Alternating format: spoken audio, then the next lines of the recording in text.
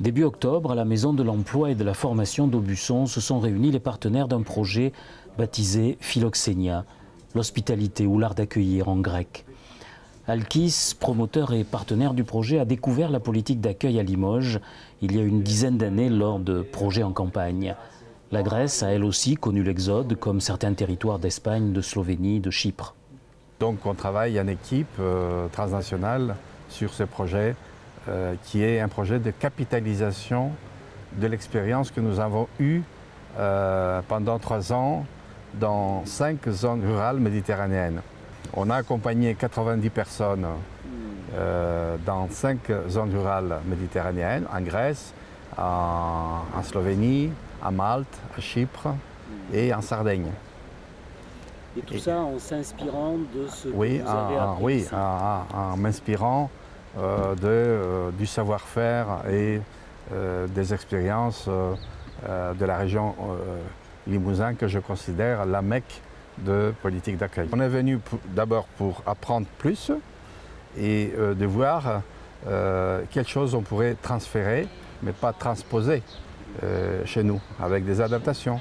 Donc il faut agir vite, il faut convaincre vite nos décideurs pour qu'ils placent les politiques d'accueil dans leur nouveau programme opérationnel de la nouvelle période de programmation 2014-2020.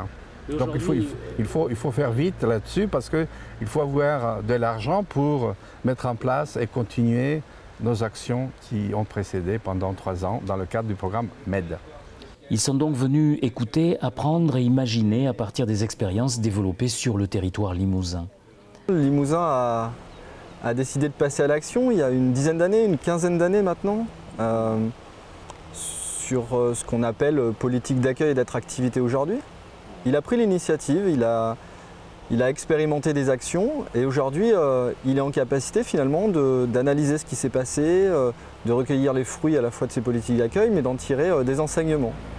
Et aujourd'hui nos collègues européens nous ont vus expérimenter ces actions et sont en tout cas très curieux et souhaitent s'emparer un petit peu plus activement de ces politiques d'accueil. Ils souhaitent mener des politiques d'accueil sur leur territoire avec les acteurs locaux, avec leurs acteurs locaux. Une politique d'accueil ne se décrète pas, elle se construit et c'est l'exemple qui est donné ici.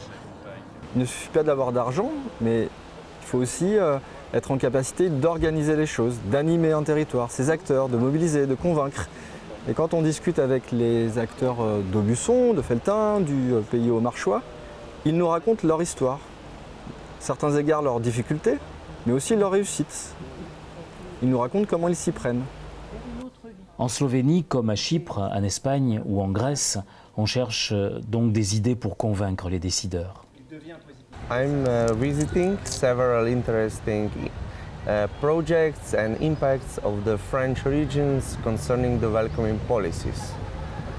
And as we earlier managed within the Philoxénia project, also the establishment of the structures for the welcoming policies of the new entrepreneurs coming from big cities to rural areas, from where I'm come or my institution is, that I see the advantage for Slovenia to take from the French is to get in better contacts with our national level, as we don't have regional, and convince them and find funding scheme, at least for the persons that would deal continuously, not per project to project, but continuously with the welcoming policies. En fait, ce qu'il faut exporter et développer, c'est ce qui s'est fait ici, c'est le courage politique.